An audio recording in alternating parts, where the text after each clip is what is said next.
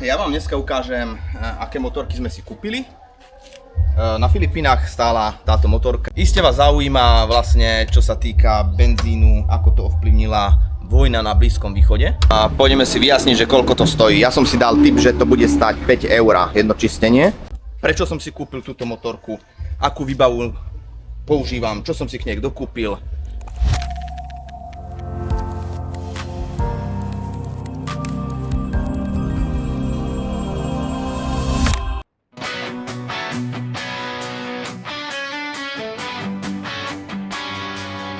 Na rohu ulice pod palmou tieň, v ruke pár bankoviek, splnený sen. Starý chlap sa usmial, kľúče mi dal, motor sa ozval a svet sticho sám. Vzduch vonia zolou, benzín a dážď, more je blízko, kamkoľvek sa dáš. Helmu na hlavu, srdce mi bije, kde sa môj život mení v jednej chvíli. Kúpil som si prvú motorku tam, kde slnko páli a čas nemá plán. Filipíny pod kolesami mám, idem za dobrodružstvami, kam ma vietor zaveje sám.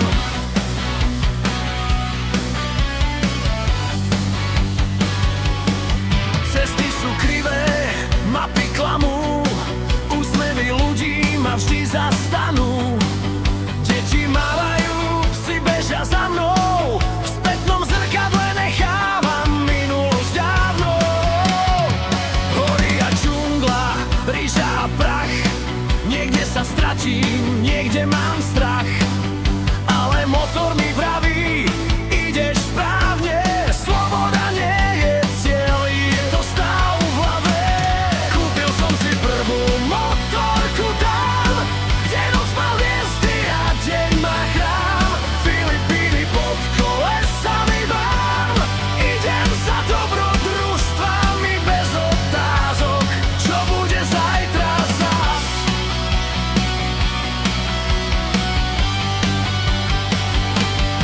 Nemám plán, len plnú nádrž, neviem, kde skončím a to je dar. Každá zákruta ma učí dýchať, život sa nemá vlastniť, má sa žiť a cítiť. Kúpil som si prvú motorku tam, kde sa sny neschovávajú pred pravdou a klam. Chybíny, vietor, cesta ja, ak niečo hľadám, tak viem, že to nájdem za ďalším horizontom zas.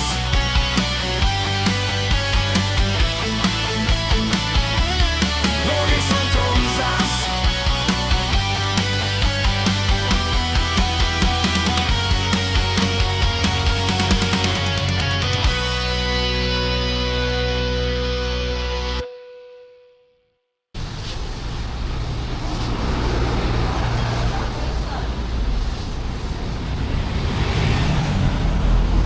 Tak sme mali riadne špinavé motorky, tak sme sa zastavili tu v car washi na Filipínach a vidíte, tu je servis proste úplne nejaký iný, tu si nemusíš sám umývať auto, motorku, umývajú ti to oni,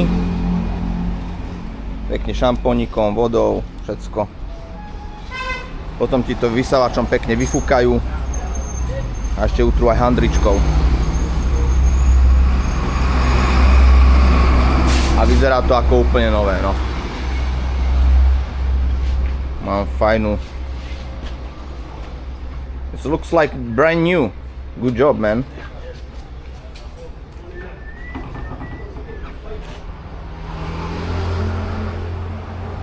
Miško tu čaká, kým mu vyumývajú jeho mašinu. A tak no. Boli sme vymeniť olej na takú prvú prehliadku, ktorú máme zdarma. A ešte niekoľko, 4 či koľko by sme mali mať zdarma. Veľmi dobrý servis tu na Filipínach. Čo sa týka aj služieb, záruk aj všetkého.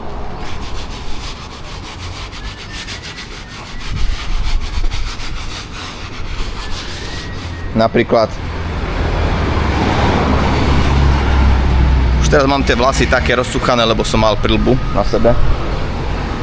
Naše prilby. Ale bol som sa strihať. Ako ja som celkom spokojný. A hlavne tie služby. Ostrihal ma pekne, oholil ma. Kámo, vymasíroval mi hlavu celú. Neskutočne fajné to bolo. Užíval som si to. Všetko ramena, chrbát mi pomasíroval. Potom chytil nejakú takú handričku, takú teplú, ty vole, tu mi priložil na oči. Oči mi tuto tieto všetky kostičky tak pomasíroval, celú tvár vyčistil. Kamaráde, parádička. A stálo to nejaké 4 Ečka. 300 peso, no, filipínskych. To sú 4, tuším, 4 eura. Hej, za barbera v obchodnom centre. Ja si myslím, že na Slovensku, keď zaplatím 20 ečiek barberovi, no tak tu za 4 ečiek, ešte ťa pomasíruje. Paráda, no. Tie služby sú tu lepšie, proste. Ty si nemusíš umývať, oni ti vyumývajú. Ideš sa ostrihať, aj ťa pomasírujú. Dokonca keď ideš do obchodu, no tak ti nakladajú všetko do tašiek, hej. Nemusíš si ty nakladať. Proste tie servisy tu majú o mnoho lepšie.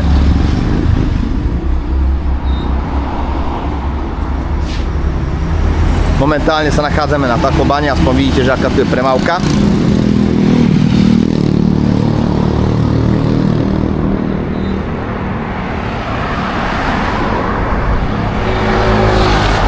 Ako dá sa, no. Tu všade v Ázii povestné elektrické vedenia, ktoré spriadajú pavúky, miestne pavúky.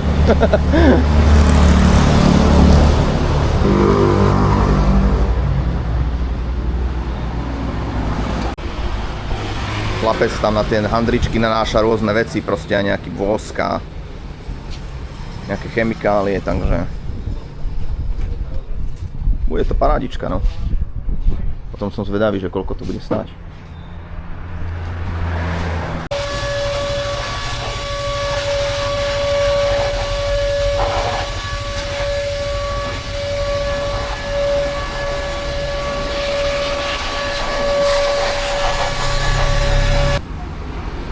Shine like a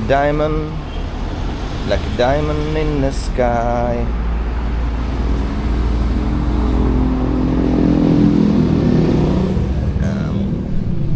Come on. Nice.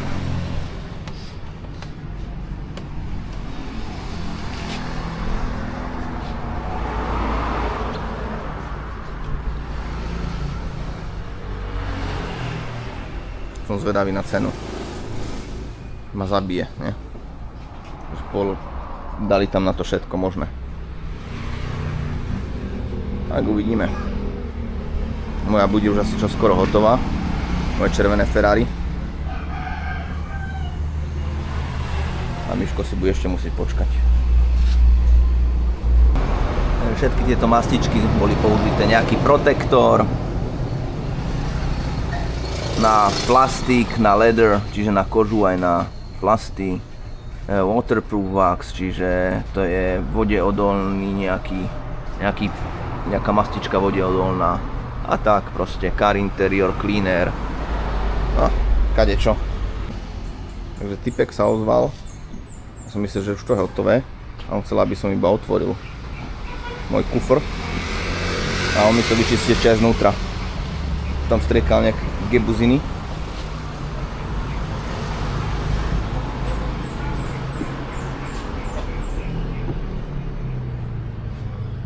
Budem musieť byť spokojný, no.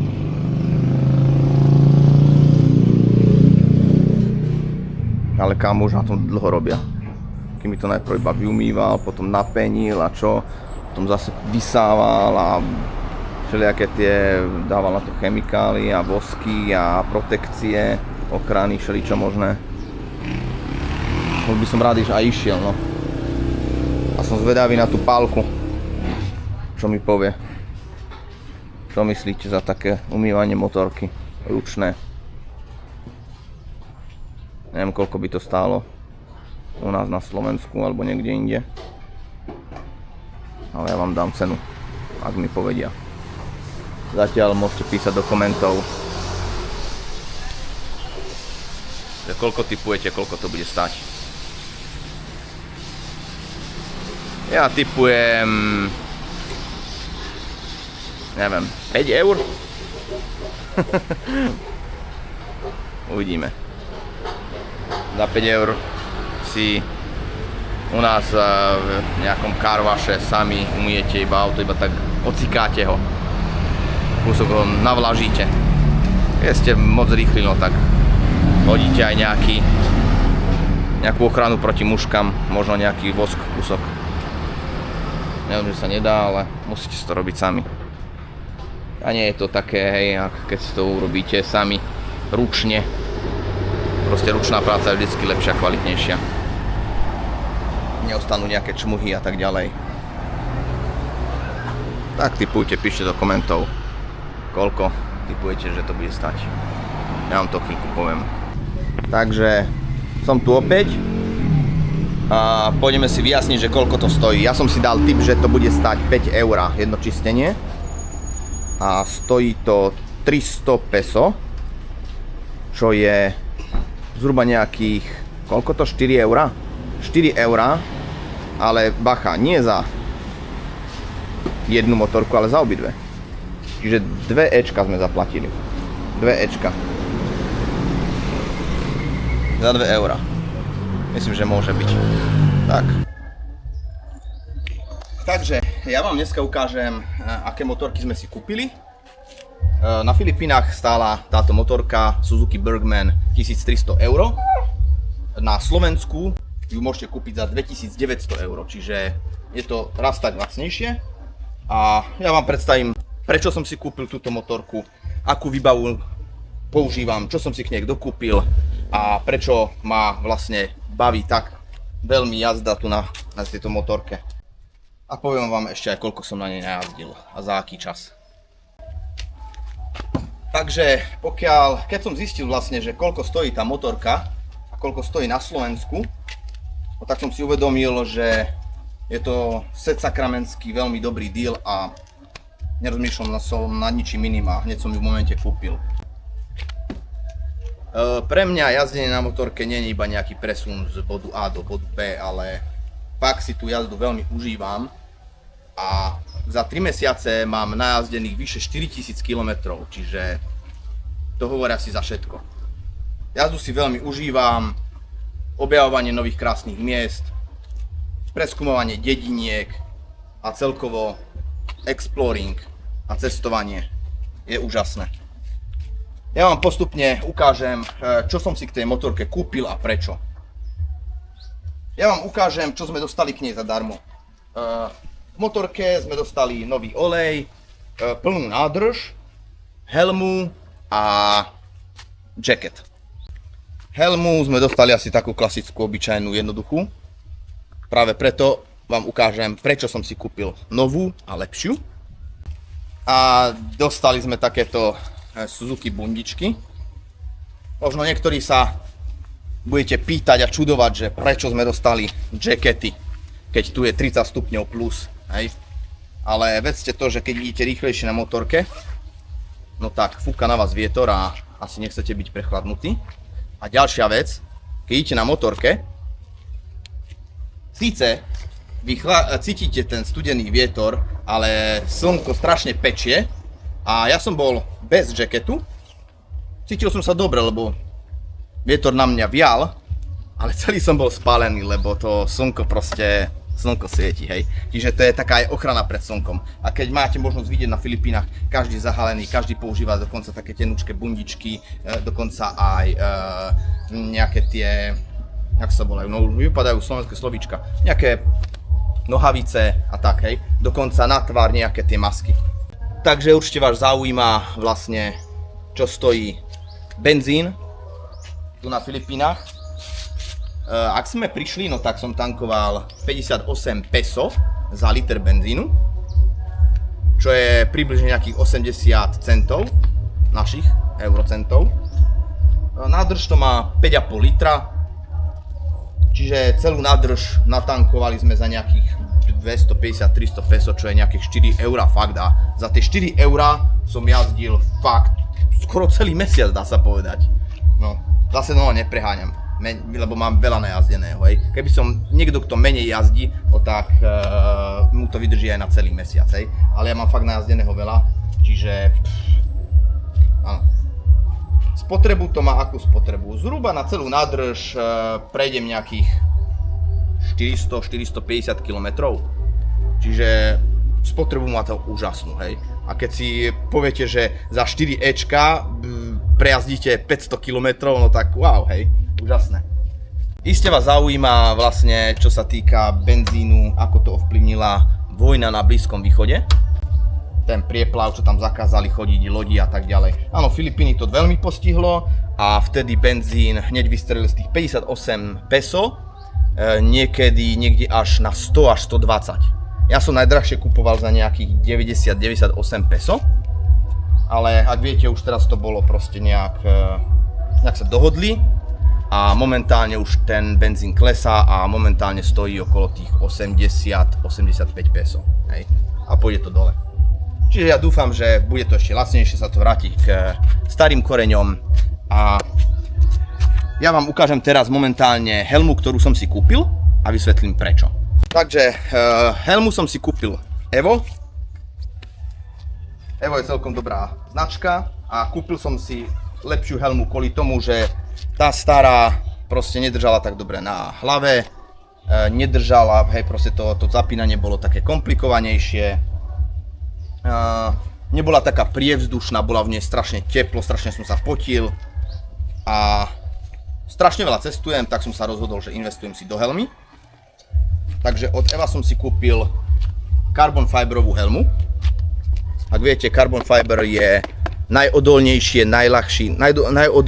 a najľahší materiál. Je úplne ľahúčka tá helma, čiže ja ju skoro ani necítim na hlave, čo je veľmi veľké plus, keď cestujete veľmi dlho.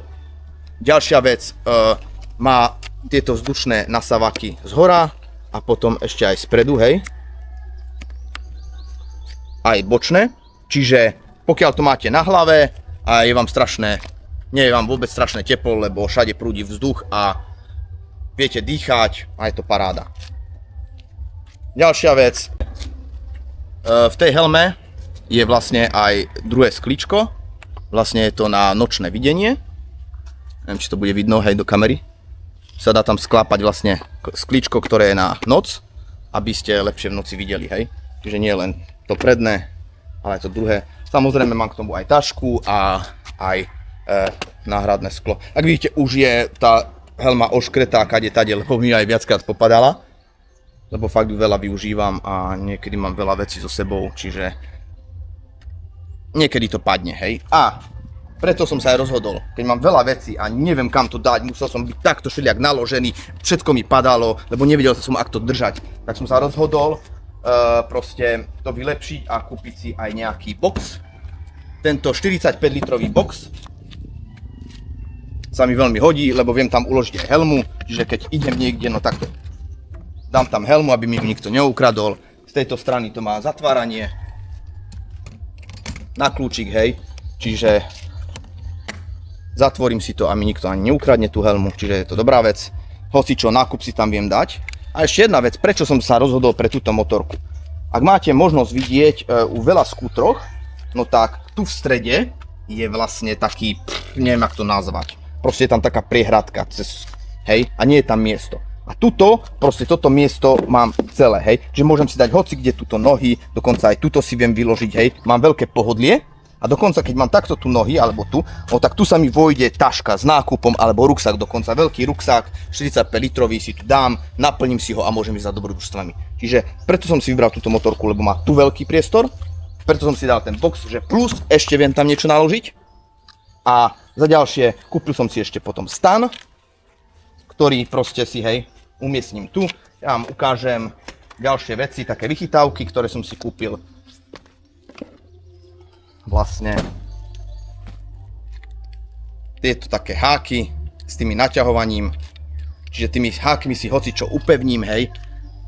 položím si tu stan, to uchytím, zaviažem, pripevním a zmestí sa mi tam stan, jeden valček, hej, tam ukážem. Čiže buď si to upevním tuto, buď si to upevním na to a cez to si to prehodím, alebo ešte tuto dozadu si to chytím a upevním, hej.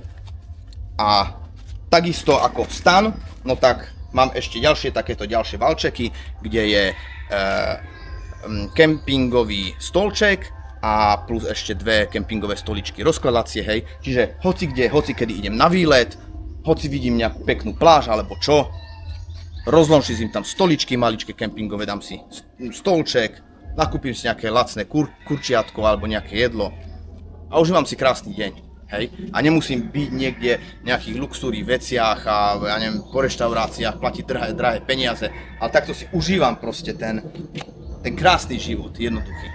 Takže v začiatku vlastne som si kúpil iba okuliare, hej, a jazdil som s okuliarami, ale kvôli tomu, že bez okuliarov je to na hovno jazdiť, lebo fúka vietor, prach ide všetko, nejaká muška vie vletieť do oka, hej, a preto by sa mala nosiť helma, je to tu povinné. Ale tu v provinciách vlastne každý jazdí bez helmy, čiže v začiatku som jazdil iba čisto s okuliarmi, hej, ale ako som zistil, že veľmi sa mi ľúbi jazdenie, no tak som začal investovať, kúpil som si lepšiu helmu a teraz okuliare, dá sa povedať, de facto na jazdenie nikdy nepoužívam, hej, čisto iba helmu. Ďalšia vec, mám DJI uchytku na kameru, čiže keď jazdím s motorkou, no tak natáčam si aj jazdu. Ďalšia vec, uchytka na mobil, pre navigáciu.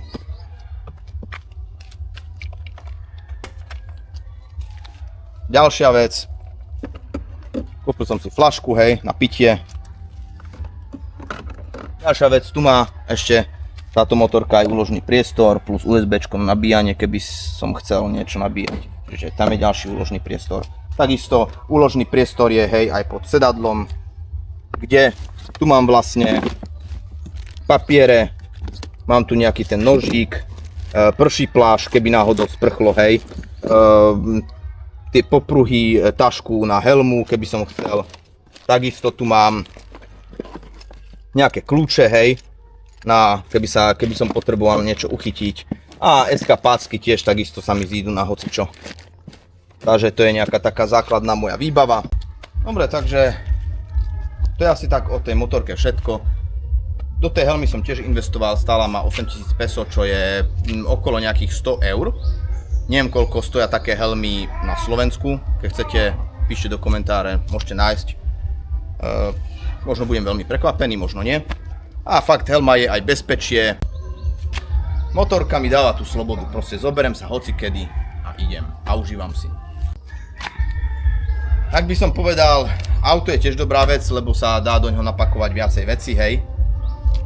Viac ľudí do toho vojde, hej. Ale zase je dosť pomalé oproti motorkám, hej, v väčšej trafike, keď je hlbšia premávka, s motorkou si idem hoci kde, hej, prejdem rýchlejšie, čiže je to paráda. A fakt tú jazdu si užívam. Proste to krásne prostredie tých Filipín a všetko, to je sloboda.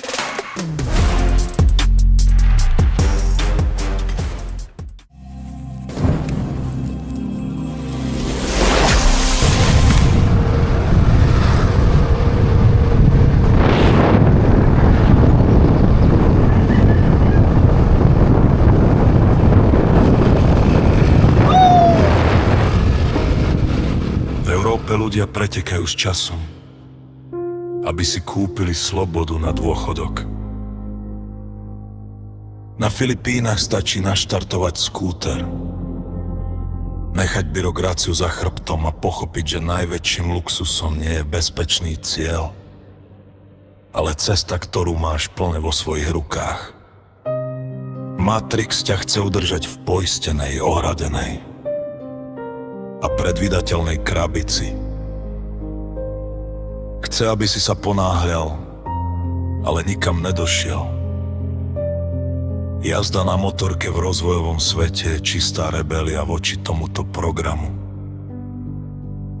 Tu nečakáš na zelenú na semafore života. Tu si tú cestu tvoríš sám, sekundu za sekundou. Zabudni na plány, nahoď rýchlosť a uteď systému.